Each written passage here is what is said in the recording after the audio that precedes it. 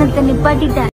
Serial actress Shweta அவங்களோட social மீடியாவில் பார்த்தீங்கன்னா கல்யாணத்தை நிறுத்திட்டேன் அப்படின்னு கல்யாண காஸ்டியூமோட போட்டு ஒரு செம்மையான குத்தாட்டம் போட்டிருக்காங்க. என்னடா இது, கல்யாணத்தை நிறுத்திட்டு இவ்வளவு சந்தோஷமா அப்படின்னு கேட்டிங்கன்னா, எஸ், அதாவது இதை பார்த்தாலே தெரியுது. அதாவது சீரியலில் இந்த மாதிரி கல்யாணத்தை நிறுத்திட்டாங்க அப்படின்னு. அதாவது இவங்க பார்த்தீங்கன்னா சின்ன மருமகள் அப்படின்ற சீரியல் வந்து விஜய் டிவியில் புதுசாக இப்போ லான்ச் ஆகி ரொம்பவே சூப்பராக போயிட்டுருக்கு. அதில் ஆக்ட்ரஸ் ஸ்வேதா, ஆக்ட்ரஸ் நவீன், தாமரைலாம் நடிச்சிட்ருக்காங்க. ஸோ கதையும் நல்லா போயிட்டுருக்கு.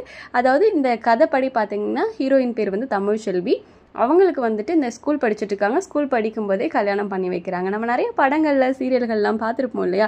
அதாவது இந்த ஸ்கூல் படிக்கும்போது இந்த சின்ன வயசில் இருக்கவங்கெல்லாம் கல்யாணம் பண்ணி வைக்கிறது ரொம்ப பெரிய தப்பு, இது குற்றம் அப்படின்ற மாதிரி. ஸோ அதை வந்து ஒரு விழிப்புணர்வுக்காக இந்த சீரியல்லையுமே அந்த மாதிரி ஆக்சுவலி இவங்க தான் ஹீரோட கல்யாணம் நடக்கிறது தானே எல்லா வழக்கப்படி. ஒருவேளை கல்யாணம் நடந்துருமோன்னு பார்த்தா இல்லை, நாங்கள் அவேர்னஸ் க்ரியேட் பண்ணுறோம் அப்படின்ற மாதிரி.